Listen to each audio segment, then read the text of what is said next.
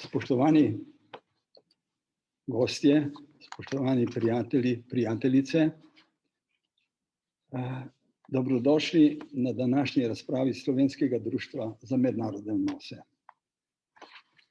Dinamika sprememb v svetu, v mednarodnih odnosih in sedanji svetovni ureditvi morda nikoli ni bila tako intenzivna, kot smo ji priča v zadnjem obdobju. Spremembe so tako politične kot tudi ekonomske. Današnji gost našega društva je Bojan Ivanc, glavni ekonomist Gospodarske zbornice Slovenije.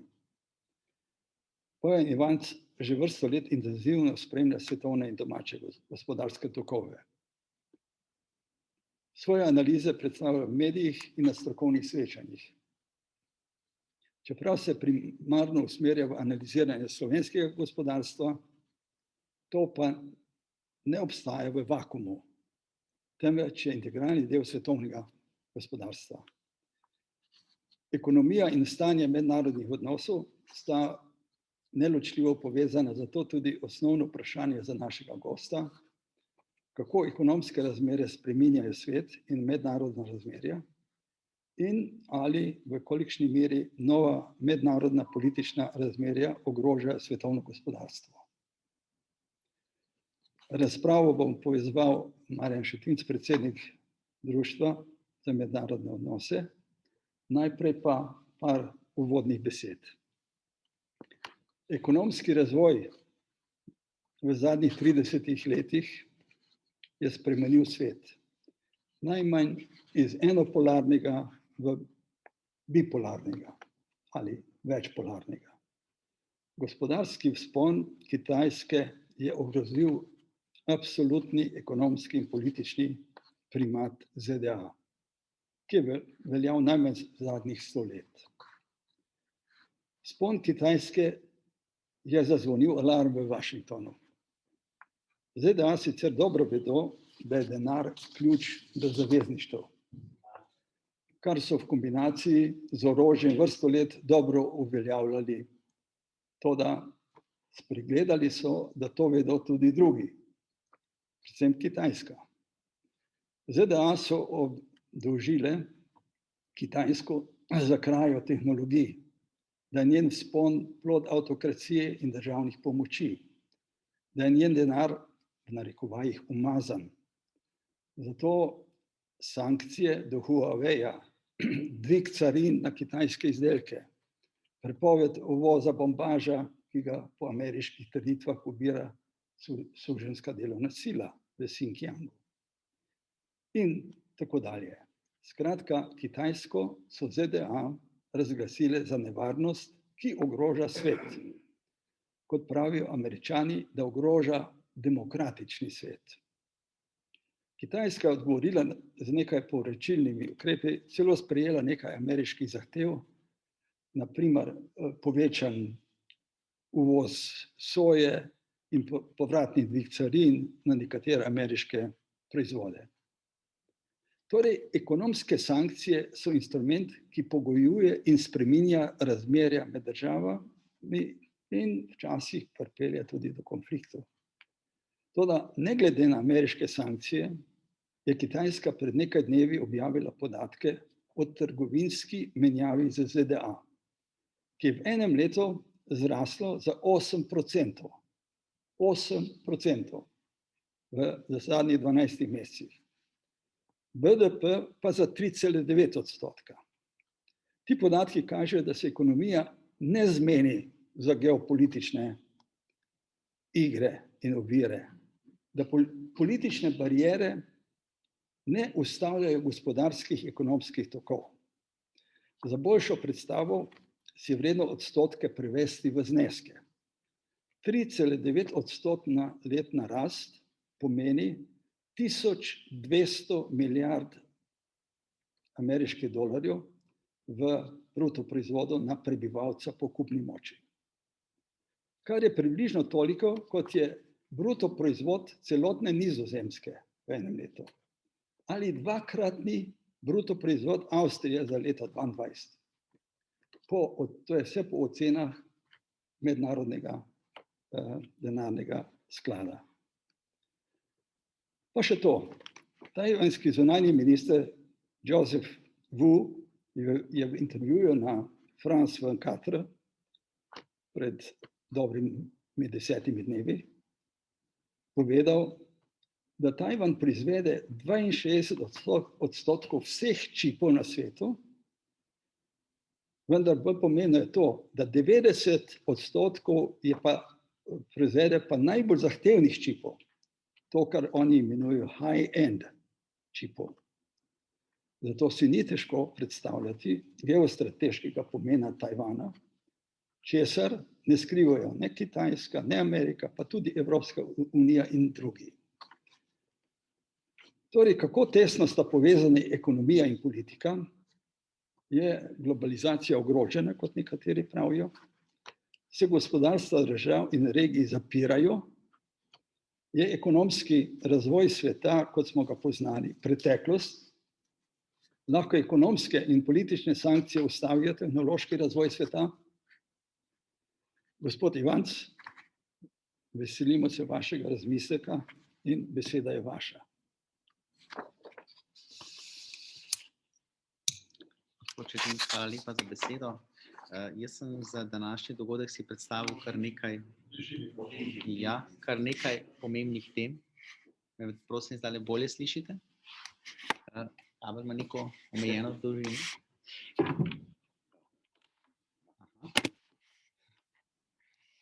Zdaj pa povejte tudi odzad, gospod, me slišite? Me slišite? Takole? Je zdaj bolje? No. Ja, glejte, jaz sem si pripravil pač nekaj teh ključnih tem, za katere vsaj jaz mislim, da so trenutno najbolj aktualne, da bodo ostale z nami več kot naslednjih nekaj dni. Te velike teme ste že pač začeli omenjati, ključna je deglobalizacija, regionalizacija proizvodnje. Tukaj pač bom podal svoj razmislek, do katere mere menim, da se to dogaja ali pa se bo zgodilo v prihodnosti.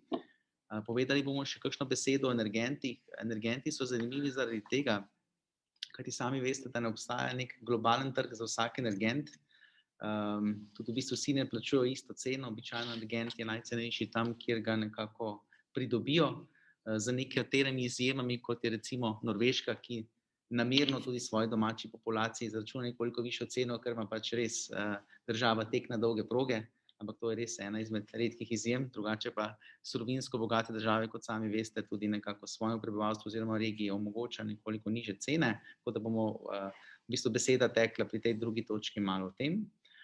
Gledali bomo tudi obrestne mere, to je ena velika zadeva, ki bi jaz rekel, da se je v zadnje pol leta bistveno spremenila. Zdaj, da smo imeli vrsto let obdobje, ko so bile obrestne mere ničelne, celo negativne.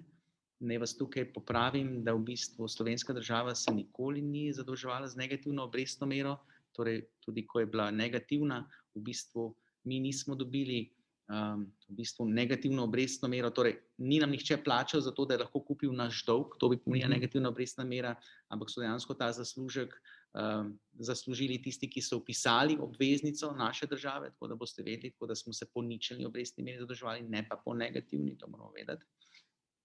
Tretji efekt, torej ta efekt, o kateri bi jaz rekel, da je zelo pomemben, je pomemben z tega vidika, kajti ko imamo dvig obrestnih mer, ko govorimo o glavnini centralnih bank, ki se pač ukvarjajo z dvigom, mogoče izjema od teh velikih gospodarstv je ravno Kitajska centralna banka, ki nasprotno nima toliko izzivov zaradi inflacije in tudi se verjetno ne bo odločila za tako velik dvig kot ostale, ampak dvig obrestnih mer po domače pomeni, da se pač povprečna cena zadolževanja povečuje, kar neminovno seveda tudi pomeni nekoliko nižjo gospodarsko rast, kajti v bistvu dolg je tudi način, kako nekdo financira investicije oziroma potrošnjo. Četrta tema, bi jaz rekel, da je za vas tudi zanimiva, bo zaton dolarja, torej tukaj je konkretno ta situacija vezana na zaplembo oziroma zamrznitev deviznih rezerv Ruske centralne banke pri tujih bankah. Ne vem, če veste, ampak v bistvu vsaka centralna banka, ki ima rezerve, devizne rezerve v valutah tuje banke, so te v bistvu, je ta tuja valuta deponirana pri matični centralni banki tiste države. Torej ne govorimo o temu, torej ni mogoče, da bi imela neka centralna banka $200 milijard v bankovcih, Ampak če jih ima 200 milijard dolarjev, recimo, da je to Kitajska centralna banka, ne, potem jih pač ima v ameriškem finančnem sistemu. Lahko pač vedno Amerika nekako to premoženje zamrzne, kolikor bi bila temu volja. Tako da tukaj bo beseda malo tekla v temu. Potem zelo aktualna tema v geopolitiki, Ukrajina, Bližnji vzhod, Južno Kitajsko morje, to bi jaz rekel, da so verjetno potencialno najverjetnejša srednjeročna vroča žarišča. Zdaj jih je še nekaj drugih, ampak vseeno jaz mislim, da so to tista, kjer je najverjetneje, da bi se lahko zgodilo kaj v neki prihodnosti, v obdobju 3 do 5 let. Za Ukrajino nam je že znano, ampak pri Bližnjem vzhodu je zadeva predvsem povezana z nafto. Tukaj točno jasno vidimo, da je nekako ekonomska politika Savdske Arabije se odmaknila nekje od tiste, ki so jo ZDA želele. Torej tukaj iščejo pač neko neodvisnost pri odločitvah in v bistvu take strategije pomenijo neko napetost in lahko pač potencialno pomenijo tudi morebiten bodoči naftni šok. Tega ne moremo povsem izključiti. To bi bilo v bistvu v danem trenutku celo z njihove strani zelo zaželjeno. Oni so nekaj časa, če se spomnite, Savdska Arabija ubirala politiko zniževanja cen nafte. Takrat so bile v bistvu celo na promptnem trgu negativne cene, ker je takrat želela izriniti tiste dražje proizvajalce za nekaj časa in je dolgo časa naredila. Če bi imela zdaj interes, bi bilo to idealen čas, kajti v bistvu ameriške strateške rezerve so najnižje po letu 1984, celo zdaj so se dodatno znižale, namreč demokrati so v ZDA pod pritiskom zaradi volitev v svoj spodnji dom in posledično, če izgubijo večino, običajno jo izgubijo zaradi ekonomskih razlogov. Inflacija je eden izmed ključnih ekonomskih razlogov za povprečnega Američana. Najlažje je pa v bistvu uravnavati inflacijo s tem, da držiš ceno energentov, ki jih tudi proizvedeš doma, nizko. In zaradi tega v bistvu oni izvajajo to strategijo zniževanja strateških rezerv, ki pa vsi vemo, da jih bo treba pač naslednji dolgi rok zopet načrpati, kar zagotavlja v bistvu nafti neko stabilnost. Ampak kot rečeno, če bi bila zdaj taka strategija Savdske Arabije, bi si to lahko privoščili in bi to pomenilo kar velik problem. Je pa res, da v bistvu si bi s tem žagali na nek srednji rok tudi sami sebi vejo, ker so dejansko ena izmed večjih proizvajalk in če bi v bistvu bistveno zmanjšali porabo s časoma v naših gospodarstvih, bi tudi oni imeli dosti večje izzive, kot jih imajo pa sedaj. Pa zadnja v bistvu tema, katero bi se želel nekako dotakniti, povezana je seveda tudi za samo pogledom na globalizacijo, regionalizacijo, tudi sama tehnološka tekma, vojna. Jaz v bistvu kot ekonomist, mogoče, ko berete moje kolumne, jaz v osnovi je zgodovina ena izmed res vedno bila ljubših predmetov, mogoče na gimnaziji, tudi na osnovni šoli. In dejansko v zgodovini, kar smo videli, da je pač vojna bila konvencionalna takrat, ko je pač ta ekonomska vojna ni pokazala nekih rezultatov. Tako da se veste, tisto gospodarstvo, ki je imelo vedno močno ekonomijo, je običajno lahko tudi okrepilo svojo vojaško pozicijo in je pač čakalo na tiste pomembne točke preobrata, takrat izkoristilo svojo moč in takrat nekako postavljalo pogoje poslovanja drugim večjim narodom. Vsi vemo, da to v bistvu v preteklosti so v bistvu zahodne sile naredile Kitajski in tudi, če pogledamo malo za nazaj, je tudi zamera Kitajske pri tistem obdobju zelo velika do Zahoda. Takrat so se oni pač mogli na silo odprti svoj trg, kjer so nekako bili tehnološko nekako zaostali in posledično v bistvu so zelo veliko povečali svojo odvisnost od Evrope. Zdaj, če pogledamo čisto drugo strategijo države v razvoju, ki recimo je imela to moč, da se ni odprla prezgodaj in je gospodarsko uspela, je mogoče tipičen primer Južna Koreja. Oni so recimo tudi primer manjšega naroda, ki enako recimo niso povsem bili liberalni pa upoštevali priporočila Svetovnega denarnega sklada, ampak so se raje torej odločali, da najprej okrepijo kompetence, zaščitijo svoje izvoznike, jih naredijo konkurenčne in potem s tisto svojo tehnologijo začnejo izvažati in na ta način v bistvu krepiti svojo izvozno konkurenčnost. To je recimo en tak primer, kako lahko tudi srednje velika država v bistvu postane globalno zelo pomembna. Zakaj je tehnološka tekma zelo pomembna? Ne vem, če veste, ampak praktično vse, kar je visokotehnološkega v regiji, tudi v Sloveniji, je pod pritiskom spremembe lastništva. Torej, tukaj govorimo, torej, tako bom rekel, ni naključje, da Fotona ni v slovenski lasti, ni naključje, da tudi Pipistrel ni več v slovenski lasti, tudi številna druga, recimo res visokotehnološka podjetja, ki jih še imamo, so nekako pod nevarnostjo, vedno pod neko stalno grožnjo potencialnega kupca. Torej, ključno je tukaj, da se za te tehnologije borita torej dve veliki gospodarstvi. Eno je pač ameriško gospodarstvo in pa na drugi strani kitajsko. Tako da tukaj res z vidika teh prevzemnih multiplikatorjev res lahko rečemo, da navedena ekonomska vojna, najmanj kar je dobra vsaj za tiste, ki prodajajo ta podjetja, z vidika same ekonomske suverenosti in neke majhne države, kot denimo Slovenija je, kot majhna država, pa to sami veste, da na srednji dolgi rok povzroča neka določena tveganja, namreč lastnik je tisti, ki določa strategijo in lastnik je tisti, ki določa, kateri programi se bodo v podjetju razvijali. In seveda, če je lastnik globalen, bo vedno gledal, kje ima najbolj ugodne pogoje za poslovanje, verjetno se bo drugače odločil kot domači lastnik, kje bo imel proizvodnjo, sploh če je recimo strošek dela zelo velik del dodane vrednosti.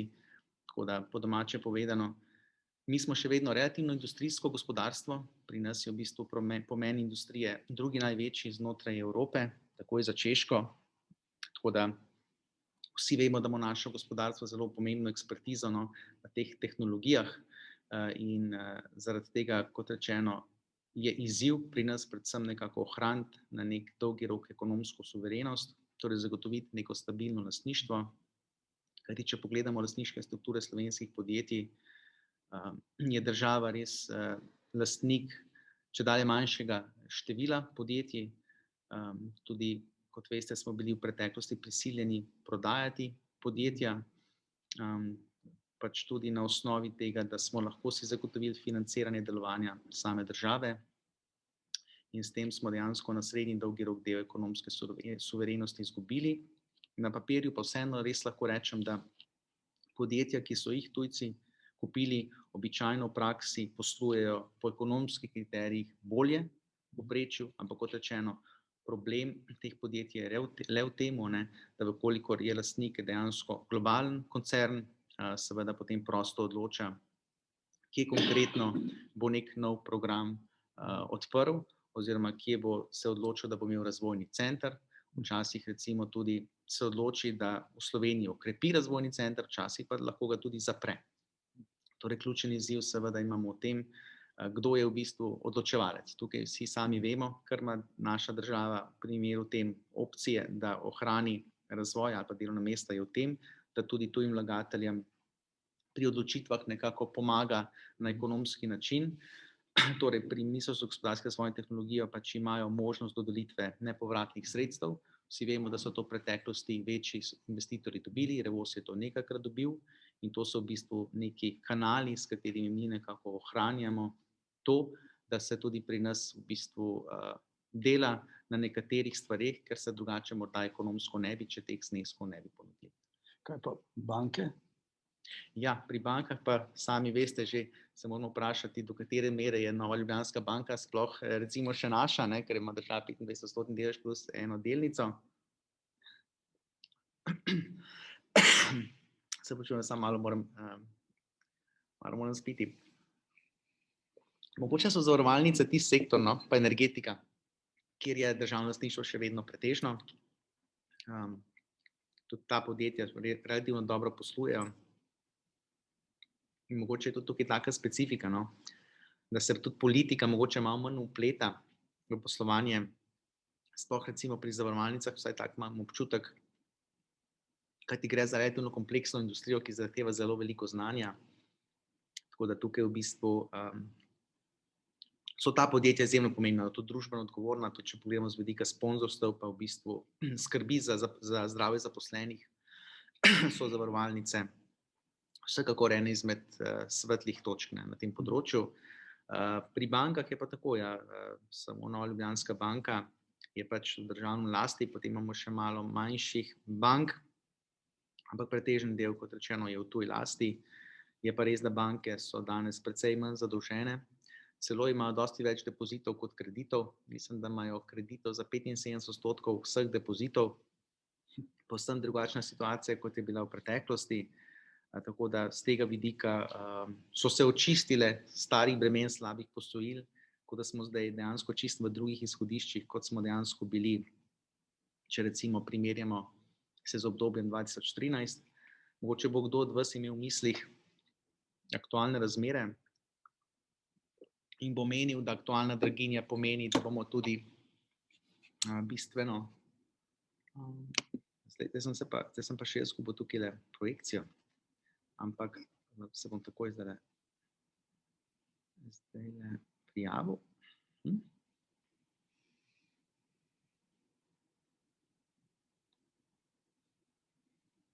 Ok, join. Ja, ok, spet bomo mogli joinati. Vem, da za pol urce gre, pa več ne gre. 7, 7, 8, 6, kakšno varnostno. Ja, jaz nisem gospodar tega. Ne skrbite. Ampak Present, vse uredilo.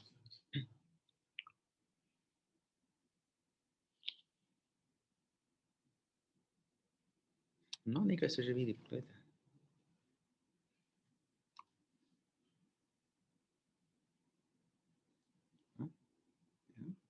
No, pogledajte. Ja, torej pri bankah je pa tako, ne, zdaj neko resno regionalno zgodbo se gre samo Nova Ljubljanska banka, ne.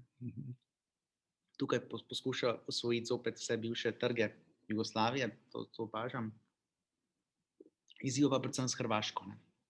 Tukaj imamo pač nerešeno politično vprašanje, tudi vezano na vloge hrvaških varčevalcev pri Novi Ljubljanski banki, je pač tisto breme, ki se še naprej vleče. Morate pa vedeti, pri bankah je samo ena zadeva. Nobena banka ne more organsko rasti na dolgi rok. Vsaka banka more rasti s prevzemi. Tako da, če bi kdaj Hrvati pustili, da nakupi kakšno hrvaško banko, je to v bistvu idealen način za vstop. Tako da tudi nedavno, ko je NLB kupila en banko, oziroma bivšo Sberbanko, je bil recimo tipičen primer, kako je relativno na hiter način povečala tržni delež. Namreč komitenti na splošno smo taki, da precej neradi menjamo banke, kljub temu, da se pritožujemo nad bankami, tako da ostajamo zvesti, tako da z tega vidika je edina možnost pri bankah, pa tudi zavarovalnicah, preprosto s tem, da nekdo nekaj proda. Na drug način ne pridete zraven. Vse podobno pri trgovini. Imate lahko trgovca, ki je neučinkovit, ampak glejte, on ima neko lokacijo, ne, in če ima on dobro lokacijo, bo prodajal. Tako da tukaj je ista zgodba, ne. Mogoče samo še ena zanimiva informacija. No, ne vem, če veste, industrija je tipičen primer generike, ne.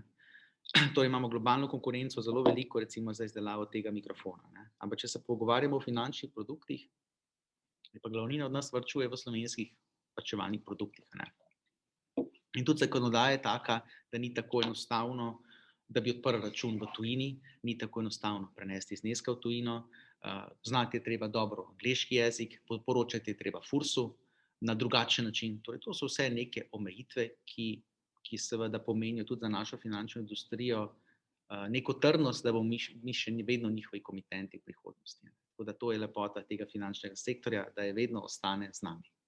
Težava pa je tudi pri njih, no, ko iščejo te tuje komitente, ne moreš ti iz Slovenije, kljub direktive EU o enotnih finančnih storitvah, naslavljati stranke v tujini. Dejansko moraš imeti lokalno prisotnost, da nekaj dosežeš, ker je regulacija znotraj finančnega sektorja tako močna, da nekako onemogoča, da bi bila konkurenca izjemno visoka. Ja.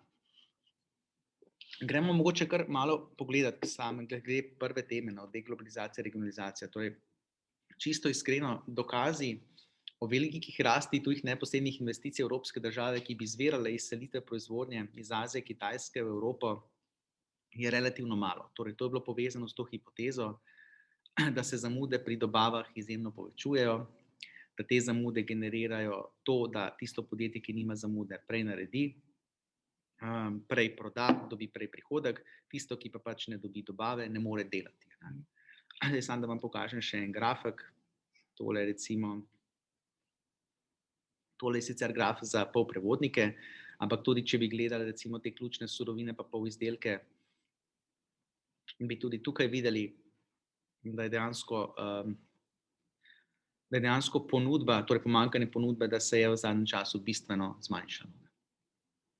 Torej, ključen razlog je bil tukaj pandemija, torej v času pandemije dejansko je del proizvodnje se zmanjšal in zaradi tistih obdobij, tistih odločitev v tistem danem času, seveda je to pomenilo, ko se je zopet povečalo povpraševanje, da seveda ta industrija ni mogla na zelo hitro povečati proizvodnjo. Ne vem, če veste, ampak polprevodniki so res, če govorimo o tem sektorju, so res taka specifično področje, da na kratek rok res ni mogoče zelo hitro ustvariti novo proizvodnjo, to je res tehnološko najbolj zahteven del. Mogoče je primerljiv, v Sloveniji imamo najbolj podobno recimo kakšno Fotono ali pa Krko. Torej to vsi vemo, da ni možno replicirati iz danes na jutri. Je kompleksna industrija z visokimi standardi, faktor napake je skoraj ničelen in seveda, da ti to dosežeš, rabiš dejansko zelo veliko investicijo, da si učinkovit. Kaj te pomeni, da si učinkovit? Da na koncu polprevodnik ni še 3-krat dražji, kot je na Tajvanu, ampak ti moraš v bistvu veliko maso polprevodnikov narediti zelo poceni.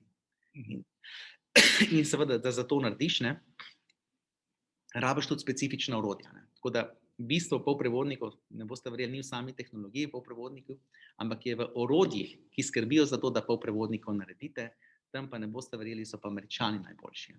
Tako da to je v bistvu njihova skrito orožje, ki jo pač imajo.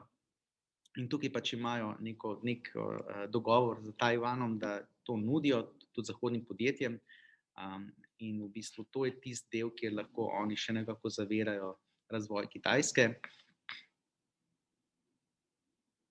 Je pa res, kar se je pač Kitajska do zdaj navadila, oziroma njena večja podjetja, recimo Huawei in podobna, da vkolikor seveda te izzivi nastanejo, tudi sami nekako iščejo alternativne načine, tako da jim v praksi to pomeni zgolj neko zamudo pri razvoju, težko pa res rečemo, da na ta način jih trajno ošibijo. Kajti tukaj moramo vseeno vedeti, da je ekonomija pač taka, da vkolikor država res veliko sredstev usmeri v nek razvoj, Kitajska je velika država, potem je precej verjetno, da v bistvu ta del tehnologije uspe. Mogoče tipičen primer. Oni so se že v preteklosti močno usmerili v obnovljive vire in kljub temu, da še vedno temelji njihovo gospodarstvo na premogu, pa deloma naftnih derivatih, še vedno so eni izmed držav na svetu, ki največ vlagajo v obnovljive vire, tudi njihove tehnologije na področju solarnih elektrarn, vetrnih elektrarn so eni izmed najboljših, ampak zopet na tem delu imamo tudi mi del svoje evropske industrije, ampak je pa res, da pri solarnih panelih je v bistvu dodana vrednost za Evropo tako nizka, da smo dejansko že podjetja, ki smo jih poznali v preteklosti, spomnite se Qcells ali pa SolarWorld, so vse propadle, ker je bila dejansko kitajska konkurenca s tisto nizko ceno tako močna, da je nekako pokopala vsa ta podjetja. Tako da dodana vrednost pri tej evropski solarni industriji je predvsem v temu, da panele dobi ugodno iz Azije, torej tudi južnokorejski so precej dobri paneli, jih nekako sestavi, jih inštalira, priklopi na omrežje, zraven doda neka vezja med te panele, tako da to je naš dodana vrednost. Na sami proizvodnji teh silikonskih panelov pa dejansko skoraj nihče ne more parirati Azijcem. Zdaj, mogoče tukaj bi še to povedal, da je celo nasprotno, da ta dvig cen energentov je celo velike zahodne multinacionalke spodbudil k večanju proizvodnje v Aziji. Pokazal vam bom zdaj en grafik glede cen električne energije. Malo po temah grem, naprej pa nazaj, mi ne zamerite, ampak zaradi tega, da mi nekako sledite mojem pripovedovanju, zaradi tega v bistvu malo letim. Torej, tukaj bi rad pokazal vam, kako so različne cene električne energije po teh ključnih evropskih, pa so oziroma svetovnih državah. Torej, kar sem vam hotel povedati, je, poglejte, da so v bistvu cene električne energije zelo nizke v ZDA in na Kitajskem. Ne vem, če veste, ampak v Evropi so bile te cene tudi v povprečju nekje blizu 70-80 evrov na megavatno uro. so se pa dejansko v zadnjem letu precej močno povečale. Pa tudi v Evropi, kot vidite, niso razmere povsem enake. Namreč cene električne energije se močno razlikujejo med državami, kar podobno kot pri plinu je tako. Če imate vi omrežje pa infrastrukturo, ki omogoča prenos, torej idealno razmerje, če imate vi zelo veliko kablov, imate vi enotno ceno električne energije, ne? Ker pa vi nimate povsod močne kable, da boste lahko iz Poljske elektriko izvažali v Španijo, se vam torej zgodi, da bo iz Poljske verjetno lahko kupovalo le nemško podjetje, ker je blizu Poljske, ne? In bo imelo od tega korist. Tako da zaradi tega ne govorimo o enotnem trgu električne energije, ne govorimo o enotni ceni, ali pa govorimo o regionalnih trgih. In tam dejansko, kjer je zelo veliko jedrskih elektrarn, primer je Francija, tam, kjer je zelo veliko hidroelektrarn, primer Avstrija, deloma tudi Slovenija, tam, kjer je veliko termoelektrarn, to je pa recimo to območje tudi Bosne, Kosova, Srbije, tudi Poljske in pa tudi Češke, v tistih regijah običajno so cene nižje. Tam pa, ko imate več obnovljivih virov, so pa povprečju dražje. In zdaj se boste vi čudili, kako je to mogoče, če date vi v miks eno solarno elektrarno, kako je to mogoče, da je pol v tisti regiji to dražje. Kako recimo v Nemčiji, da je bilo še pred krizo, zakaj so bile tam cene električne energije višje, če so imeli pa oni več obnovljivih virov? Kako je to mogoče, ne, se boste spraševali. Ja, mogoče je zaradi tega, ne vem, če veste, ampak obnovljivi viri, sploh solarne elektrarne pa vetrne elektrarne, imajo prednost v sistemu. Oni proizvajajo, morajo ostali se umikati iz sistema. Ker bistvo trga električne energije je, da mora biti vedno v ravnovesju. Torej vedno tisti, ki proizvaja neko količino, mora na drugi strani nekdo točno toliko porabljati.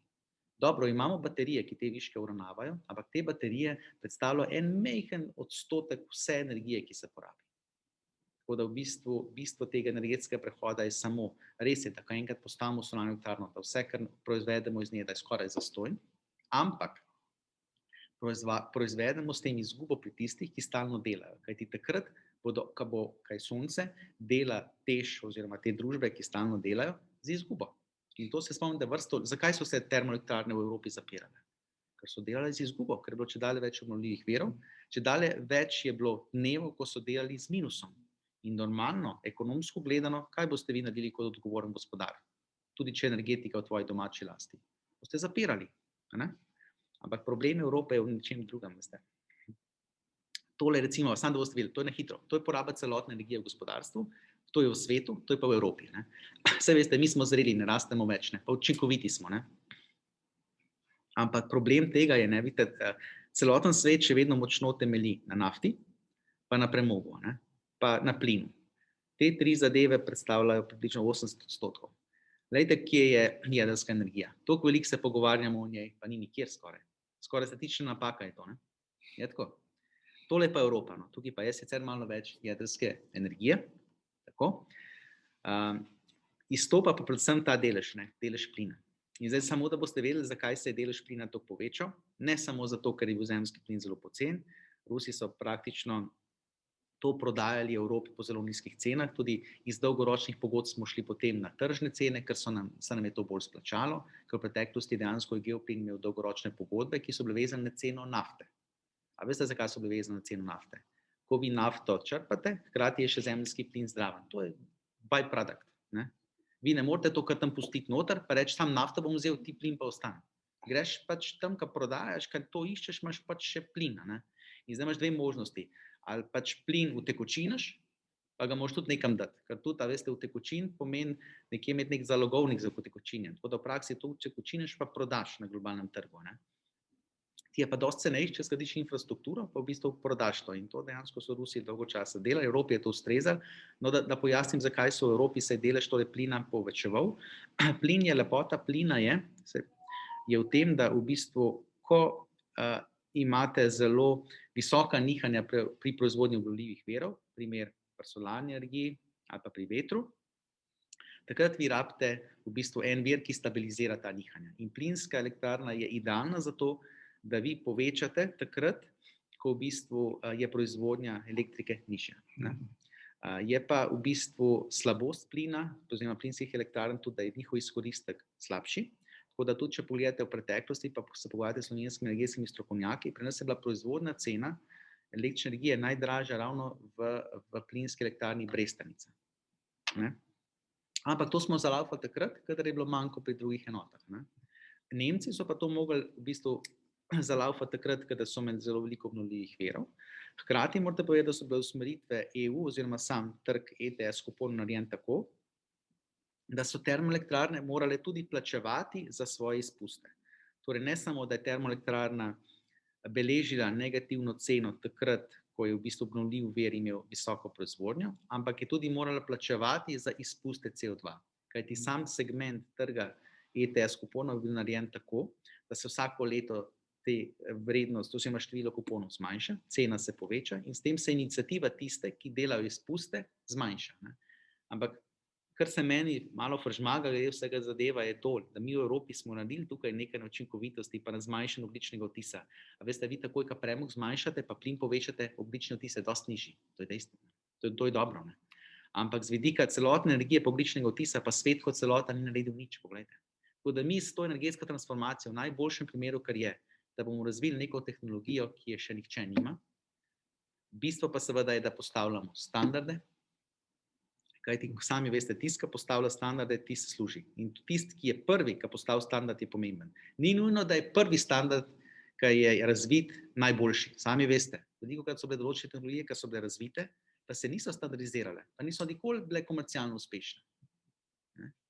Tako da bistvo, lepota vsega tega je, da vi imate pomembne velike družbe, ki postavljajo standarde. Ker standarde vedno postavljajo velike družbe, nikoli majhne. Vedno velike družbe. Zaradi tega tudi imate, Američani imajo večje pač te velike IT-ovske družbe na različnih področjih. Zdaj, če pogledamo Evropo, mi na IT področju nimamo veliko pomembnih družb, imamo jih pa na področju elektrifikacije, recimo tukaj vseeno imamo Siemens, imamo Schneider Electric francoski, imamo švicarski ABB, to so te veliki integratorji, ki tudi postavljajo standarde recimo za našo elektroindustrijo, ki je njihov dobavitelj in na tem področju te družbe bodo imele korist od same energetske transformacije. Ampak, če ste se pogovarjali zdaj s kakšnim energetikom, vam bo sam povedal, vedno, ko imate vi neko energetsko transformacijo iz enega vrsta goriva v drugega, recimo, če vi govorimo o vodiku, morate tudi vedeti, da obstaja 5 različnih vrst vodika, vi vodik delate takrat, kadar imate neke presežke energije in jih ne morete porabiti. Torej, domače povedano, vodik je neka vrsta baterija, ampak energetsko gledano, pri vsaki konverziji vi izgubite del energije. In to v bistvu pomeni samo to, da na konec za eno vrsto energije plačate več kot nekdo drug, ki uporablja preprosto povedano nafto ali pa premog. Tako da bistvo tega same zelene transformacije je za Evropo pomembno, podnebje pa se, kot veste, oblikuje globalno gledano, ne? In seveda, če ne bo nekdo globalno gledano postavil nekih standardov, potem z vsem spoštovanjem menim, da bomo še naprej gledali rastoč graf. Kot rečeno, Kitajci se zavedajo, da se svet segreva, ampak je njihova rast tako velika, pa ne govorimo še o Indiji, ki ima še velik potencial rasti, pa ga sploh ni izkoristila.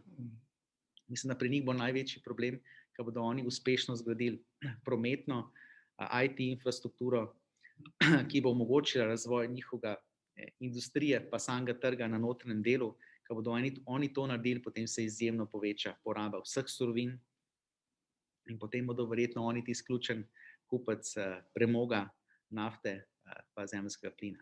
Kajti kot rečeno, celoten svet še vedno poganjajo fosilni oziroma ogljični viri, seveda pa mi pač v Evropi gledamo situacijo drugače, ampak tudi morate vedeti, zakaj gledamo situacijo drugačno. Premoga, kot veste, nimamo več veliko v Evropi, za industrializacijo smo ga porabili, imamo sicer še nekaj lignita, lignit, veste, ima slabši izkoristek, lahko sicer premog uvažamo iz Azije, ampak je v bistvu pri premogu strošek transporta izjemno velik. Primer, zakaj v bistvu rite uglje, rite Gacko, Tež, zakaj imajo vsi zraven rudnike, ravno zaradi tega, ker je bilo vedno znano, da je najbolj optimalno imeti termoelektrarno tam, kjer imaš rudnik. Tako da tukaj, če pogledam malo zgodovino, prihodnost, kaj je v bistvu idealen scenarij, da bi tudi te manjše termoelektrarne s časoma zaprli, tiste, ki so ostale, pa bi šli na modularne jedrske elektrarne. To je tudi recimo ameriška strategija. kjer govorimo o tehnologiji, ki se že uporablja v letanosilkah pa v podmornicah. Oni bi želeli to dejansko konvertirati v komercialne projekte. Torej po domače povedano, da bi recimo TETOL zaprli, ker vemo, da je velik proizvajalec toplotne energije in bi na osnovi tega rekli, zdaj pa imamo v bistvu mini jedrski reaktor, ki nima sicer ogljičnega odtisa, ni sicer obnovljiv vir, ne, uradno, ne, nima pa ogljičnega odtisa. Sestavljanje teh mini nukleark, o tem se je veliko govorilo. O tem se veliko govorilo, ampak nisem pa še zdaj v praksi konkretno videl, da bi bil kakšen tak komercialni projekt. Sem pa slišal, veste, kako je tako. Vedno tam, kjer je veliko denarja, se naredi napredek. Zelo veliko zasebnega kapitala so Američani zdaj angažirali v to, da bi razvili res komercialne reaktorje na tem področju. Tako da tukaj, ne vem, če tudi vidite pri teh slovenskih energetskih strokovnjakih v medijih, ne, eni omenjajo NEK2, pa eno velike kapacitete, 1200-1400 megavatov. Potem so pa eni drugi najdejo, pa naenkrat rečejo neki manjši reaktor, ne, namesto velikega. Ne. Tudi tukaj, veste, so malo različni interesi, bi jaz rekel, da se skrivajo v ozadju, nihče pa točno vnaprej ne ve, koliko stane na megavatno uro ena stvar, pa koliko stane druga stvar. Morate pa samo eno stvar, kot zanimivo smo povem, no. Veste, da je proizvodna cena iz NEK zelo nizka. Pravijo, da je 25 do 30 evrov na megavatno uro. Ne. In tudi, če to pogledate proizvodno ceno, ne vem, če veste, približno polovico te cene predstavlja samo izdatek za zagotavljanje varnosti. Torej, NEK vsako leto dobrih 100-150 milijonov da za zunanje strokovnjake, da pridejo tja, da naredijo meritve. Vsakič so standardi strožji. Tako da tukaj je zelo veliko, veste, inženirskega znanja, vključenega, deloma tudi slovenskega, no, da tuhtajo, kako bi nekako tem standardom ustregli. Tako da te standardi so res izjemno visoki in seveda to, veste, če so ti standardi višji, kot so bili takrat, ko smo mi gradili NEK1, že to samo po sebi podaljšuje obdobje gradnje. To morate vedeti. Zdaj, a je prav, da jaz mislim, da so standardi tako visoki ali ne, tukaj se ne bi opredeljeval, ne, ampak dejansko tukaj razvoj je šel v to smer, no, da jedrsko elektrarno lahko dejansko uporabljajo zgolj odgovorne države. Sami pa veste, ne, da tudi ni tako enostavno, da država dobi jedrsko elektrarno, če je prej ni imela, ne, kajti vedno obstaja nevarnost, da država, ki razvija svoj reaktor, kot sami veste, je možno tudi, da sčasoma pridobi jedrsko orožje. Tukaj vsi vemo, da v danem trenutku je to Iran tisti, ki se pač potencialno omenja. In tudi, koliko sem malo bral v teh tujih medijih, je prav Iran tista nevarnost, no, ki bi se lahko zgodila globalno gledano, vkolikor bi oni tudi uradno začeli s tem programom, bi to bilo v bistvu kar velik izziv, kaj bi to pomenilo nekako v odnosu do ZDA, oziroma na kakšen način bi v bistvu se ZDA odzvale na tem področju. Tu je Severna Koreja, ki jo na vse milje bliže poskušajo ustaviti pri tem nuklearnem programu, vendar, kot ste rekli, odgovorna država. Kako mi lahko rečemo, da neka država ni odgovorna? Bodimo pošteni. Jaz osebno kot ekonomist, jaz ne morem pridobiti drugih primarnih informacij kot informacij iz mednarodnega tiska. Običajno je to z mojega vidika Financial Times in pa Economist. Se pa tudi sam zavedam, da sta to pač samo dva izmed medijev. To sta dva izmed medijev, ki jo pač po mojem mišljenju glavnina intelektualcev v Evropi bere. Ne vem, če povesta vedno po resnici pa objektivno, ampak vsaj za Economist imam občutek, da je relativno neodvisen, poglobljen. Zelo težko pa res objektivno ocenim, do katere mere so te nevarnosti, ki so dejansko tam opredeljene, objektivno resnične, do katere ne. Mi smo imeli včeraj tukaj se skupno kosilo, smo se tudi pogovarjali o tem, kako je bilo v času kubanske krize, ne, takrat zelo veliko, kako bi rekel, zelo veliko prikritih diplomatskih iger o tem, katera država ima več orožja, in postvestno smo šele danes praktično ugotovili, da so v bistvu Sovjeti blefirali vsa ta leta. Je pa očitno to tudi ustrezalo vsem stranem, ne, tudi verjetno Američanom v tistem obdobju. In to je tista, recimo, zanimivost pa lepota teh dogodkov, da šele po takem dolgem obdobju izvemo resnico. Tako da jaz osebno tudi po takih dogodkih sem zato vedno skeptičen do vsega, kar preberem, ampak res pa je, da določene mere nečemu moram verjeti. In ne moreš se do nečesa ne opredeljevati, če ne izveš neke drugačne alternative, ki te za vsebino prepriča, da je temu tako. Ja, Se konec koncev tudi osebno, no, tudi v delu marsikateri članek preberem in to so tudi, veste, če nekdo 20 let piše v eni državi, si kar upam reči, da verjetno že pozna te zadeve precej dobro. Tako da jih dam v svoj mozaik razumevanja določene države.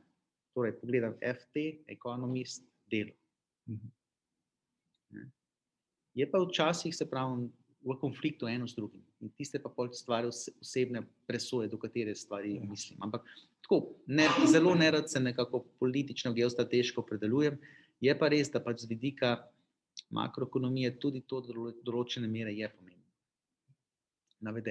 Navedeno tveganje, ne vem, če veste, ampak ravno finančniki, tisti, ki se ukvarjajo z pač upravljanjem premoženja globalno gledano, ravno zdaj v danem trenutku močno angažirajo geostrateške analitike, kajti ravno taki dogodki so začeli vplivati na spremembe na finančnih trgih in seveda družbe, ki to nekako bolje razumejo, se lahko bolje odločajo, naredijo večje donose, tako da je to čisto komercialna odločitev, da se razumemo.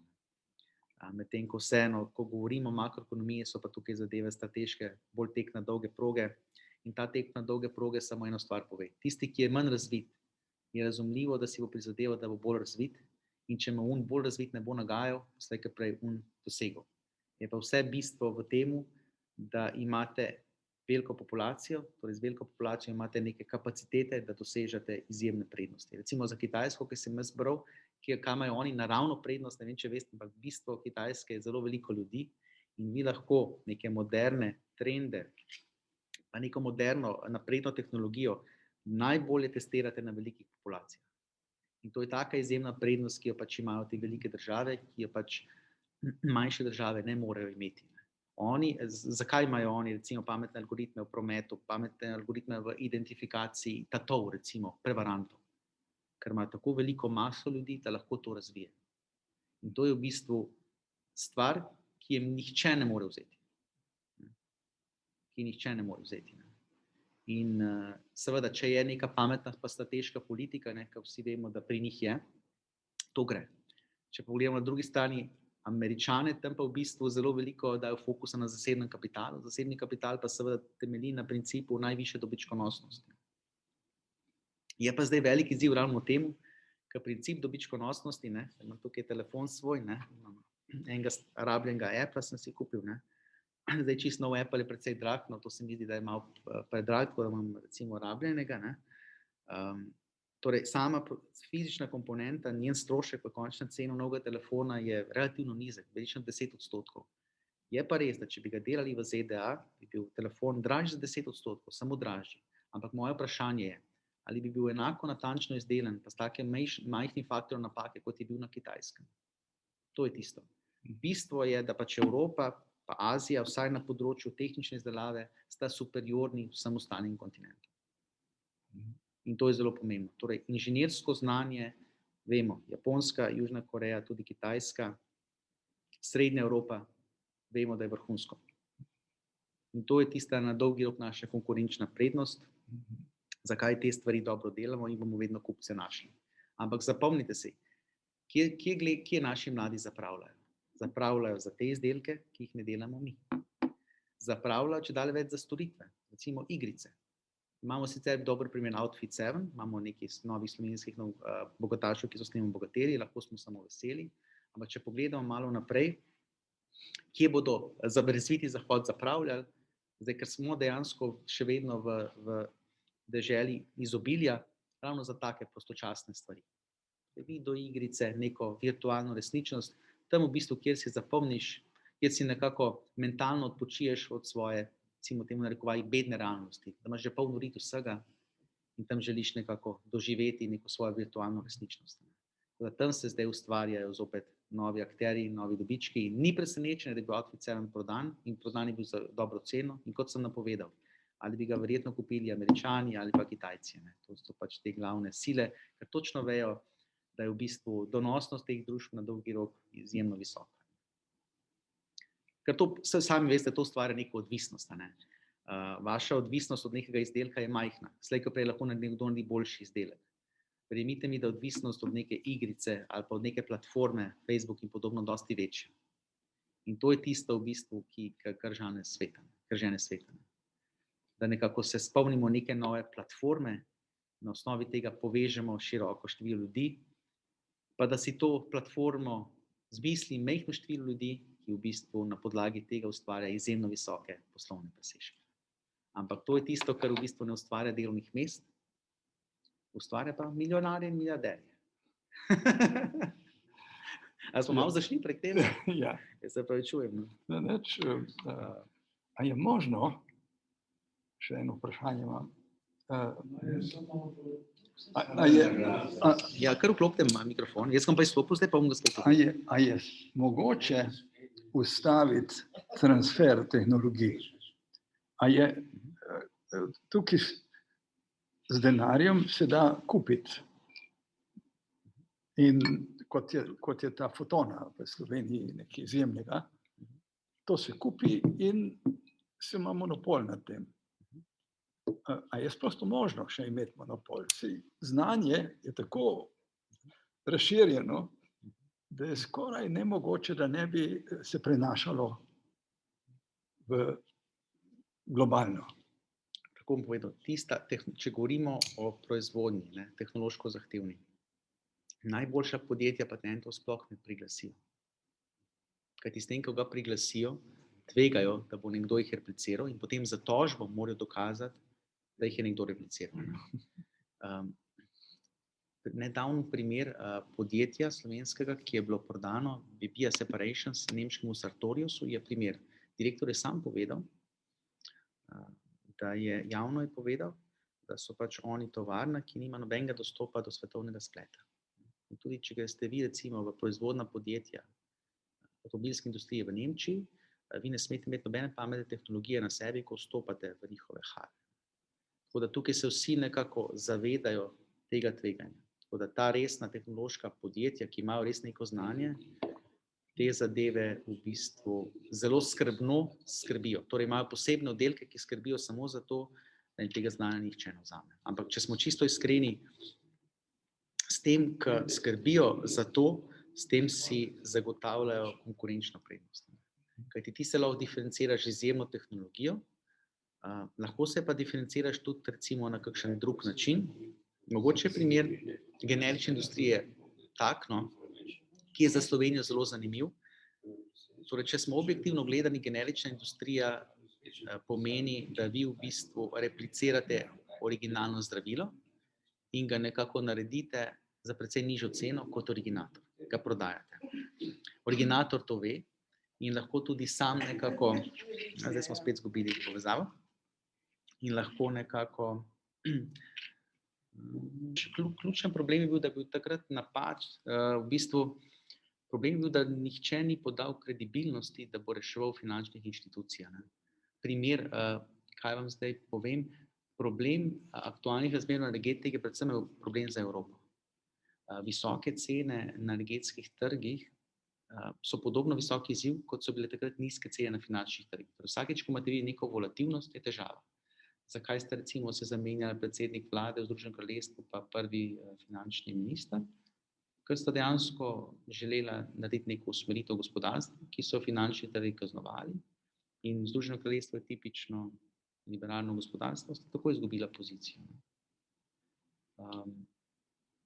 Recimo primer, če bi kdo od njiju na finančnem trgu špekuliral na škodo države, bi enako na dva tako izgubila službo. To se drugje ne bi zgodilo v svetu, v Združenem kraljestvu pa takoj. Ker tam dejansko trgu zelo zaupajo.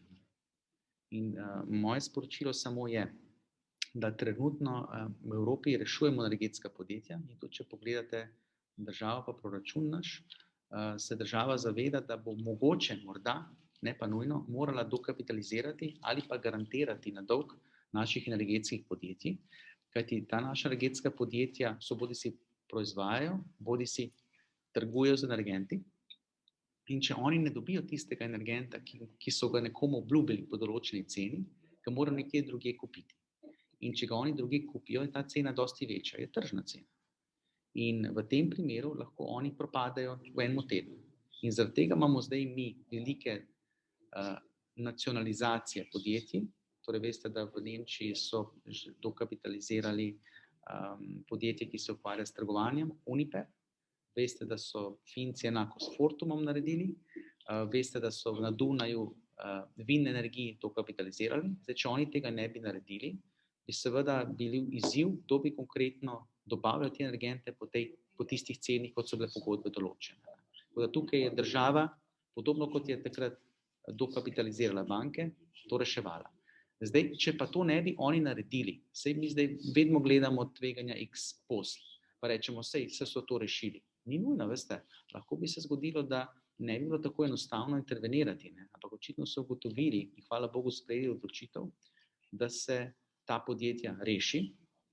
V nasprotnem primeru, če recimo Nemci tega ne bi naredili, je Geoplin z njimi zelo povezan prek teh pogodb. Tako bom rekel, no, gospod, če vam odgovorim zelo enostavno. Podobno kot je za finančni sistem bil takrat zelo globalno prepleten, je ta energetski sistem predvsem regionalno zelo prepleten. Torej to, da pri nas energetska podjetja propadajo, ni izziv za Kitajsko, ni izziv za ZDA. Je izziv za nas, Evropo. Takrat v bistvu globalni finančni sistem pa vseeno globalno integriran, je pa to drugače. Tako da tukaj še vedno lahko rečem, da so te trgi električne energije, pa tudi zemeljskega plina regionalni. Tudi, ker sem imel tamle graf, ki bi vam pokazal, sem tudi to hotel pokazati, da cene zemeljskega plina niso povsod enake, so pa povsod zrasle, ker mi dejansko kupujemo LNG, s tem, ko ga mi kupujemo iz ZDA, mora tudi domači ameriški kupec plačati višjo ceno za plin, zaradi tega, ker upoštevajo oni principe trga, zaradi tega, ker smo mi zelo velik kupec in morajo tudi oni za njega več plačati. Tako da mi tudi pri njih malo inflacije proizvajamo iz tega naslova. Ne? Zato. Tako, ni neke iniciative, da bi se naredilo nekaj na globalni ravni. Bom pa rekel, na tej evropski ravni pa vsaka nacionalna država dela po svoje in je vsaj do zdaj relativno uspešno. Ja, upam, da sem bil zelo jasen. Ja, gospod. Eno vprašanje iz teh aktualnih, najprej hvala za zanimivo. Mirko Cigler. Iz teh aktualnih. Torej, ena temeljnih dilem pri nas je vprašanje sankcij. In dejansko ne na ravni države, ne na ravni medijev, nimamo odgovora, ali so sankcije kot ekonomsko orožje v sistemu, kot dva, recimo evropski in ruski sistem, sta dve asimetrični gospodarstvi. Tako. Rusi vedno kupujejo od nas končne izdelke. Koliko lahko delujejo proti Rusiji, preden je povratni negativen učinek na nas same večji, kot pa je bil mišljen. Na kratek rok je bolečina dosti večja za nas. Ali pa na kratek rok, seveda, in pa na dolgi rok. Na dolgi rok bodo pa oni mogli prodajati povprečju po nižji ceni Azijcem, kot smo mi, ker mi smo vedno bili precej dober kupec, ne? In zvest. Ne? In tukaj se v bistvu oni zdaj spravljajo v odvisnost od Azije, predvsem od Kitajske, ampak jaz bi rekel, da bodo oni poskušali zadeve speljati tudi z Indonezijo, z Indijo, določene plinovode, ne? Ampak seveda to govorimo o res obdobju 10 let, ne? Kajti tukaj recimo iz danes na jutri ni mogoče tako hitro s temi državami vzpostaviti vso to infrastrukturo, ki je potrebno. Ne? Tudi na ravni teh držav morajo oni na svojem delu plinovode potegniti. Ne? Te zadeve bodo res dolgo časa trajale, šle bodo verjetno v to smer. Mi pa bomo vsaj na neko obdobje 3 do 5 let v večji meri odvisni torej od svetovnega trga zemeljskega plina. Postavili bomo še naprej terminale za utekočinjen zemeljski plin. Plačevali bomo povprečju višjo ceno, kot smo prej od Rusov. Oni bodo imeli pa tudi velike večje stroške z izgradnjo te infrastrukture do nekih novih držav. Ne. Tako da v bistvu bo izguba za eno stran kot za drugo. Ne. Z vidika embargov pa, tako bom rekel, vsaj na ravni tehnologij jim embargi onemogočajo zakupe večjih količin blaga, ki je predmet embarga. Tudi do določene mere bi jaz rekel, da lahko se da najti neke bližnjice za izogibanje embargov, zelo težko pa na velikih količinah. Kajti to se hitro vidi, če kakšna država več naroča in gre pač prek te države potem tja v Rusijo. Ne. Te zadeve so globalno gledano relativno transparentne in jih lahko Američani hitro vidijo. Američani pa se veste, najbolj učinkovite sankcije so prek finančnega sistema, kjer so se Turki takoj umaknili pri njihovih bankah. Takoj, ko so turške banke bile ogrožene, da bi financirale trgovanje z Rusijo, so takoj turške banke povedale, da tega ne bodo več delali.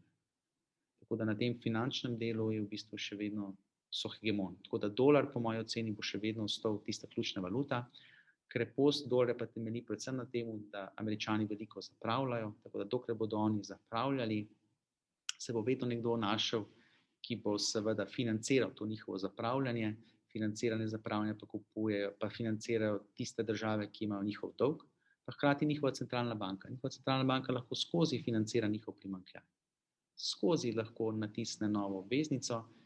Na drugi strani pa, če vi imate države, ki veliko izvažajo tudi v ZDA, primer recimo tudi Kitajska, je pa čisto naravno, da njihove centralne banke držijo v najbolj varen dolg teh konkretnih držav, kjer te podjetja njihova izvažajo. In je nekako logično, da imajo Kitajska centralna banka zelo veliko ameriških državnih obveznic. S tem nekako ščiti ta trgovinska tveganja. Torej, bistvo je, da imate vi močnega potrošnika. Torej, Kitajska bo globalno gledano hegemon samo takrat, kadar bo dovolila, da bo Kitajc množično zapravljal. Ne vem, če veste, povprečen Kitajc zapravi na osebo toliko, kot povprečen Nigerijec. Zakaj? Ker ima zelo visoko stopnjo varčevanja. Njihova stopnja varčevanja je okoli 25%, za primerjavo v Evropi je okoli 13%, v ZDA je okoli 5-6%. In ko bo enkrat Kitajc začne množično zapravljati, tudi za blago, ki seveda izvira od nas, bodo oni dobili neko moč. In s tistim bodo oni lahko v bistvu naredili se globalnega finančnega hegemona. Ampak trenutno pa ni v njihovem interesu, da bi bila njihova valuta prosto konvertibilna. Ni nekako v interesu, da bi se kapitalsko odprli. Ne želijo, da smo mi veliki lastniki njihovih državnih obveznic, kajti s tem tudi nekako lažje kontrolirajo v bistvu vse niti v svojih rokah. Torej, s tem, ko njihova gospodinjstva močno varčujejo, s tem dajo bankam moč, da njihove domače banke kupujejo državne vrednostne papirje od Kitajske centralne banke. Drugače, njihov javni dolg je precej nizek, znaša 45% BDP-ja. Je pa zelo veliko člankov, kot sami veste, napisanih o tem, koliko dejansko je pri njih skritega dolga. Pogosto imenujejo v medijih Inštitut za mednarodne finance IIF, ki pravi, da je njihov celoten dolg 300% BDP-ja. Ampak če pogledate ameriškega, pa vas skrit pa prekrit dolg je tudi zelo blizu temu. Tako da tukaj ni vprašanje. Ker se pa dolg, kot rečeno, da skrit na različne načine. Oni pač financirajo zelo veliko nepremičninskih projektov s tem, da izdajo lokalne obveznice, da njihove province izdajo lokalne obveznice, te kupijo tudi fizične osebe, tudi socialne osebe.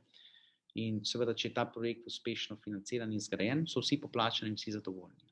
Če pa se enkrat zgodi, ko kupca ni, da je to za njega predrago, potem se pa zgodi, da imamo težavo. Ampak kot rečeno, te zadeve so oni reševali na ta način, da se je vedno našel denar, da je poplačal tiste upnike, da ni bilo neke panike. Zakaj bi vi kot država imeli interes, da povzročate paniko v svoji državi? Nima tega, ne? Tako da oni, če ne bodo želeli sami sebe uničiti, bodo ohranili še naprej stabilnost, tako da oni imajo lahko neskončno dogajanje. Dokler ne bomo mi njihov upnik in bomo naenkrat rekli, zdaj vas pa ne financiramo, lahko oni mirno spijo. In oni lahko mirno spijo, verjemite mi. In tudi mirno spijo. Bojan Grubovšek. Ja, hvala. Res, tu je, paleta je, tem je ogromna, je pa vse zelo prepleteno in zapleteno. Bom neko drugo temo bi želel odpreti, in sicer skupno zadolževanje, smo pač EU, ne?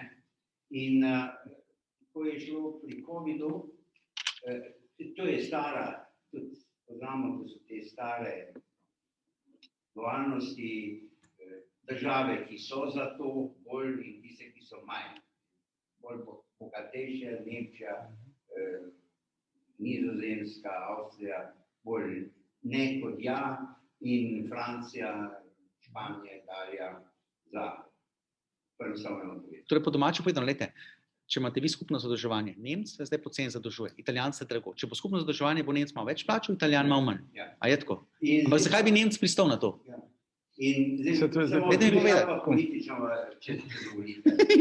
Zdaj, dobro, ampak ko je šlo za COVID, za ta paket 750 milijard evrov, je potem popeljala vendarle dolgi politika, gre za nekaj skupnega, gre za skupne težave in po domače povedano, tu, kot si je rekel, Nemčija je popustila. Zdaj, isto se zdaj postavlja zopet, kar zadeva energetiko, plin, etc. Ista zgodba. Kako vi trendovsko gledate v te zadeve? Namreč, če bi rekel, da seveda te razlike bodo vedno nekje obstajale med posameznimi državami, vendar če skupnega zadolževanja ne bo, potem Evropa zaprav dolgoročno gledano je lahko človek precej skeptičen, kar zadeva Evropsko unijo, gospodarsko gledano in gospodarsko gledano seveda politično. Evo, malo vaše razmišljanje v tej smeri, ne želim ne, ampak ker je kompleksna tema, pa vendarle je odločujoča.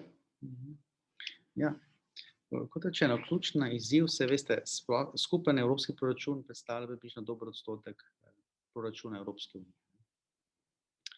In zdaj tudi v preteklosti, ko je bilo veliko govora o večanju tega deleža, je Slovenija, mislim, da vedno zagovarja to stališče, da je večji delež skupnega proračuna.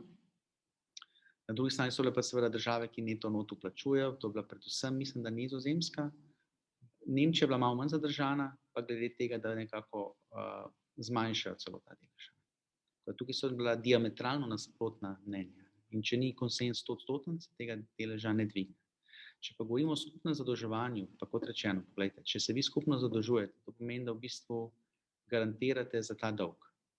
Zdaj, kako ga garantirate? Da garantirate za tega, če drug nič ne plača, a garantirate samo v tistem deležu, kot predstavljate vi tisti delež dolga. Tako da te zadeve so zelo odvisne, kako so strukturirane.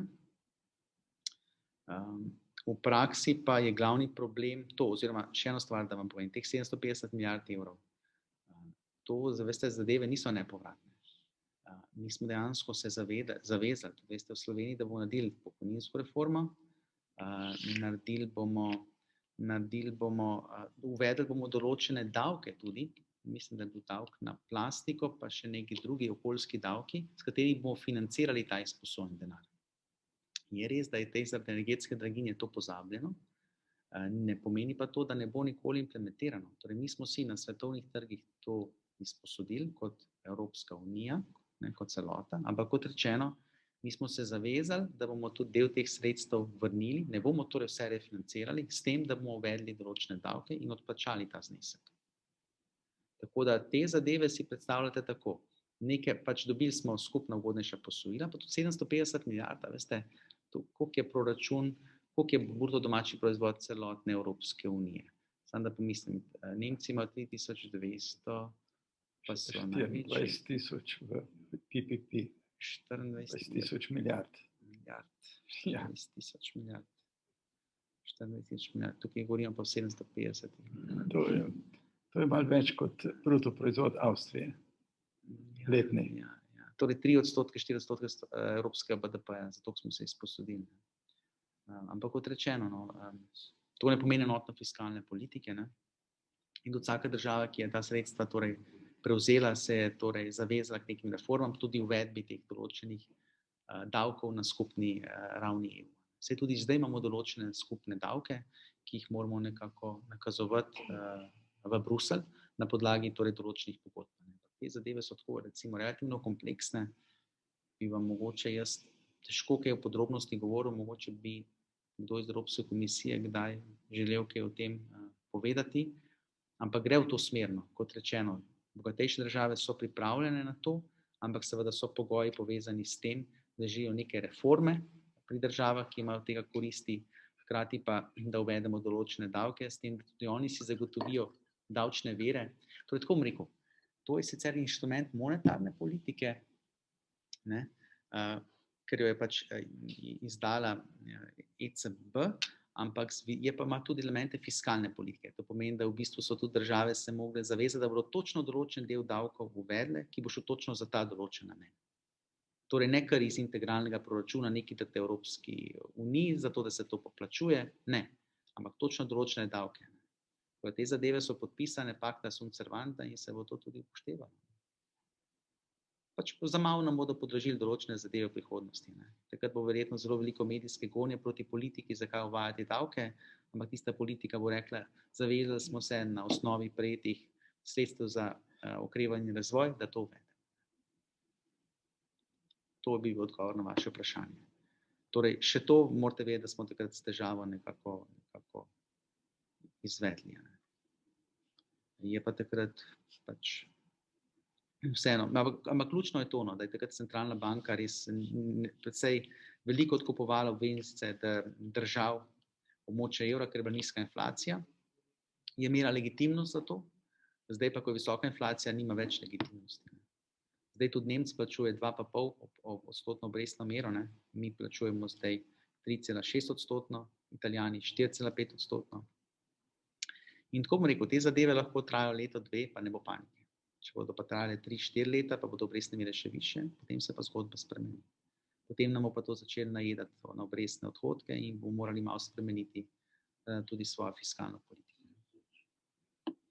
Gospod Nahtigal, ste hočeli nekaj vprašati? Ja, hvala lepa za odlično predstavitev, hvala lepa tudi za uvodni okvir pogovora. Jaz bi se mogoče kar vrnil na začetno izhodiščno vprašanje, ki nekako implicira današnji pogovor, to pa je, ali sedanji obstoječi model globalizacije, kot se je razvijal zadnje desetletje, je to najboljša možna dogovor, normativni, konceptualni za prihodnost mednarodne skupnosti in vseh preddelov sveta, vodilnih držav, srednje razvitih držav tretjega sveta, ali pa bi vendarle kazalo razmišljati tudi o alternativah. Namreč sedanji globalizacijski model, kot je, vidimo, ne odgovarja na nekaj ključnih vprašanj prihodnosti človeštva, to so problem klimatskih sprememb, problem biodiverzitete, problem javnega zdravja, problem socialnih, globalnih in regionalnih neenakosti.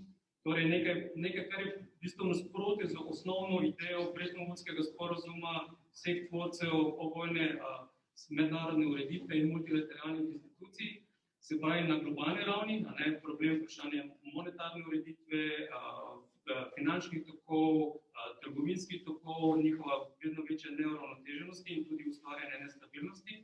Hkrati pa vidimo, da vsi ti ključni mednarodni trgovinski bloki, ZDA, EU in Kitajska, ustvarjajo tudi velika notranja neravnotežja in ne zagotavljajo bolj trajnostnega, bolj vključujočega, bolj uravnoteženega notranjega razvoja. Na nek način se vsi spopadajo z izzivi, imajo svoje projekte, Kitajska 2025, z velikimi notranjimi neenakostmi in ZDA s svojimi sedaj sprejetimi Bidenove programi, ki se izjemno slabo ali počasi izvajajo z prenovo infrastrukture, z socialnimi programi, zelo premalo dodelanimi, z neko novo industrijsko politiko, ki je zelo šele v povoji, zelo slabo artikulirana in tudi ustvarja v bistvu bolj privilegira te najbolj vodilne multinacionalke od Intela, veliko manj pa majhna srednja podjetja po ZDA, dostop do novih podjetnikov, do inovacij, ki so nujno potrebni, ki jih očitno premalo kot preveč, in tudi Evropa, ste ravno kar govorili z gospodom Greboškom, velikih notranjih neenakosti. In vprašanje konceptualno, normativno in tudi institucionalno je, ali sedanji model globalizacije je edini možni, je najboljši možni, ali pa so možne reforme v tem smislu, da ne bodo ustvarjali medsebojnih še dodatnih konfliktov, obstaja knjiga Trade Wars and Class Wars, se pravi, v bistvu ni to zdaj konflikt ZDA proti Kitajski primarno ali pa EU, Kitajska, ZDA, temveč v osnovi notranja družbena neravnotežja glede prihodnosti srednjega sloja, delavskega, prihodnosti mladih in tako naprej. In je v bistvu v osnovi to bolj razredni spopad, kot pa konflikt velik sil medsebojnih, ki ga v bistvu na nek način že vsi sprejemamo kot danost, kot naša prihodnost prihodnjih desetletij. Ali je možno tudi drugače, konceptualni zasuk, ki potrebuje ideje, ki potrebuje pobude, da ne bomo sprejemali sedanjega razvoja kot zgodovinske danosti in nujnosti, ampak kot nekaj, kar je možno tudi reformirati v bolj trajnostne prihodne modele razvoja, v dobrobit bolj vključujočega razvoja, kot ga spremljamo danes. Doktor Nahtigal, vaše vprašanje je precej dolgo in filozofsko, ampak vseeno določene elemente tega sem razumel. Jaz vam bom to povedal. Evropa je naredila, kaj je poskušala zajeziti uvoz blaga iz Kitajske, da se nekako carinsko deklarira vsako blago na določeno manjšo vrednost, da so predvideli DDV. In v praksi, kar sem videl, da se dogaja, da mladi še vedno naročajo iz Kitajske, samo da da pošiljke prihajajo iz Brazilije in pa iz drugih držav. Tako da v praksi hočem to povedati. Da tukaj menim, da dokler je potrošnik tisti, ki odloča, je zelo težko urediti mehanizem tak, da bo tudi vsebinsko omogočen, da ne bo nekdo sistem izigraval. Hočem samo to povedati. Bistvo globalizacije je bilo vključitev Kitajske v WTO, fokus na proizvodnjo izdelkov zelo enostavnih za Evropo in za ZDA. Zdaj smo pa v fazi, ko so nas področnih tehnologijah celo prehiteli.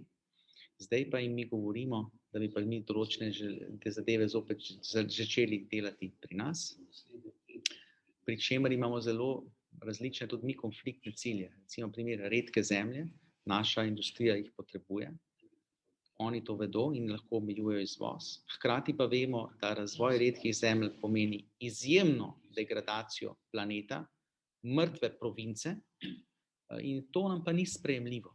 In problem je ta sama dvoličnost.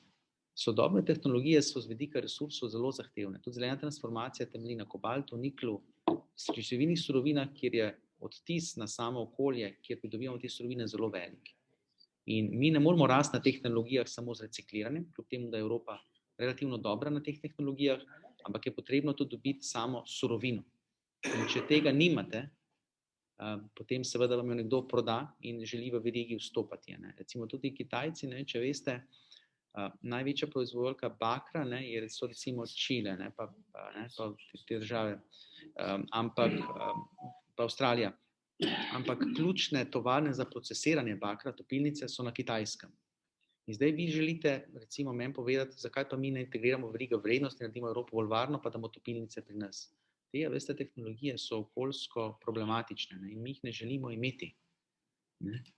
In to je tista dvoličnost. Želimo na eni strani varnost, hkrati se pa ne zavedamo, da to zahteva tudi v bistvu neko okoljski vtis. Preprosto ne moremo iz danes na jutri teh tehnologije izboljšati. Jaz verjamem, da če bi jim rekli, pa naredimo nek nov razvoj topilnice v Evropi z manjšim okoljskim vtisom, da bi nam to uspelo, bi pa na kratek rok seveda to razliko moral nekdo pokriti, ker da vi razvijate te umazane tehnologije na čistejši način, mora nekdo subvencionirati ta razvoj.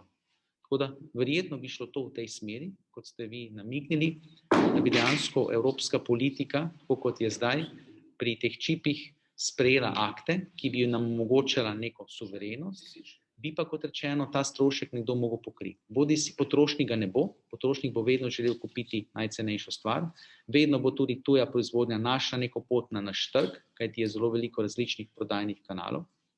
Digitalni kanali so idealni za to, da najdeš tam kupce, da sploh ne rabiš skoraj fizične prisotnosti trgovine, vse prek skladišča lifraš. Ampak kot rečeno, te zadeve bi lahko res uredili na to, da bi torej Evropa s temi akti financirala razvoj teh. Tako kot imajo zdaj francosko-nemški projekt razgradnje e-baterij, ker so dejansko ugotovili na baterijah, verjetno bomo težko kos Južnokorejcem ali pa Kitajcem, smo pa lahko dobri pri reciklaži. In kar bo v praksi se zgodilo je, da slej ko prej, ko boste kupili vi električno vozilo čez 10 let, boste verjetno zraven plačali še 200 € za razgradnjo in teh 200 € bo namenjeno komu? Financiranju amortizacije te tovarne, ki jo danes nekako Evropa spodbuja. Pa bodo dobili pač ljudje v tisti tovarni za reciklažo neko službo, tako da bistvo pač Evrope je, se veste, ker smo revni surovina, da recikliramo zadeve. Vse tudi naše železarne, ne vem, če veste, železo rude ne uporabljajo. Na starem železu temeljijo svojo proizvodnjo. Pa ne samo pri nas, na celem Balkanu je veliko starega železa in to je idealen surovinski bazen za proizvodnjo jekla.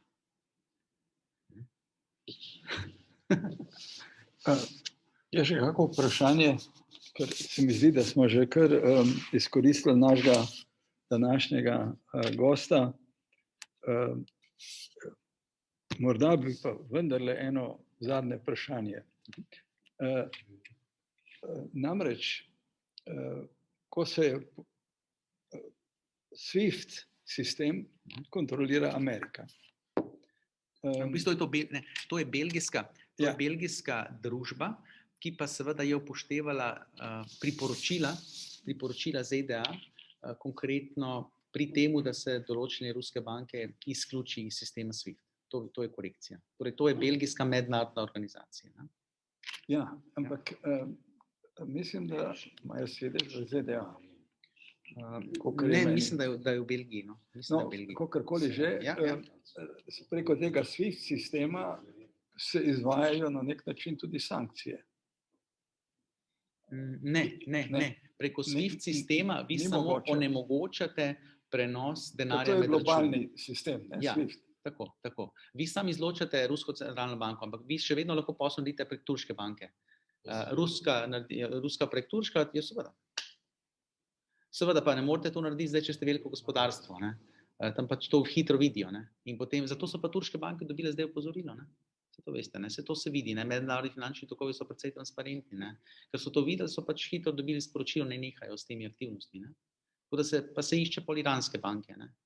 Je pa res, vsakič, ko ena banka zraven potegne neko provizijo, ne? To je pol dražja zadeva, pa pride pa do onega ciljnega prejemnika. Ne?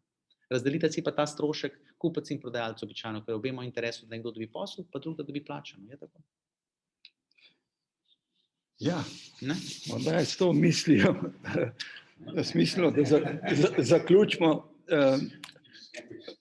Jaz se res vam zahvaljujem za ta današnji super prikaz razmer v svetu.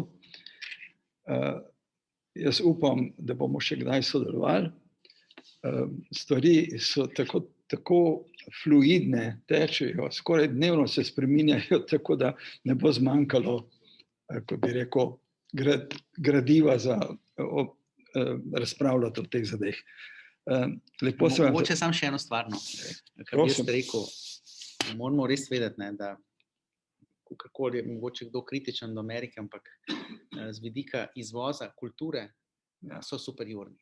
In dokler ne bo Kitajska na dolgi rok uspešna pri pridobivanju naših otrok pri kulturi, bo težko tudi vstopila v naše srca. In to je v bistvu zelo pomembno sporočilo. Globalni hegemon mora stopiti v srce. In tukaj jaz mislim, da Američani za svojo kulturo, za svojo pozitivno naravnostjo, tudi za svojimi filmi, produkcijo, so superiorni. So superiorni. To je lingua franca. In to je v bistvu zelo pomemben element, na katerega pozabimo. To je zelo pomemben element. Ja, morda ena refleksija, mehna na to. Na svetu se uči angleškega jezika menda 1,2 milijarde ljudi, med tem je 900 milijonov Kitajcev.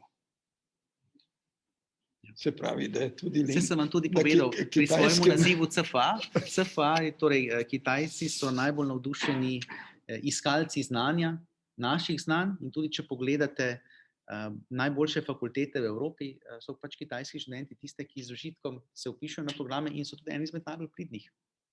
Je pa izziv predvsem nas v temu, da jih nekako ne zadržimo, ampak se naučijo in grejo to znanje potem oplajati doma.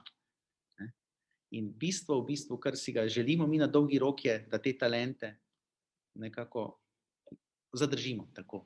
In tukaj na področju Zahodnega Balkana bi jaz rekel, da smo mi kar uspešni, tisti Srbi, Makedonci, ki pridejo, bi jaz rekel, tudi do izkosov ali pa kje, bi jaz rekel, da smo lahko res zadovoljni, da te talente pridobimo. S tem bodo tudi oni v bistvu kot neki potencialni bodoči voditelji svojih držav se naučili in nekako tudi oblikovali boljše institucionalno okolje. Kajti bistvo vsake države na dolgi rok je neko kakovostno institucionalno okolje. In pač tukaj bi jaz rekel, Evropa še vedno kljub vsem kritikom, da nima fiskalne enotne politike, je dosegla res velik napredek. Je sicer kompleksna, da jo marsikdo ne razume, ampak vseeno, institucije imajo neka pravila in ta pravila vseeno nam zagotavljajo neko blagostanje. Super. Še enkrat najlepše hvala. Dajmo se zahvaliti našemu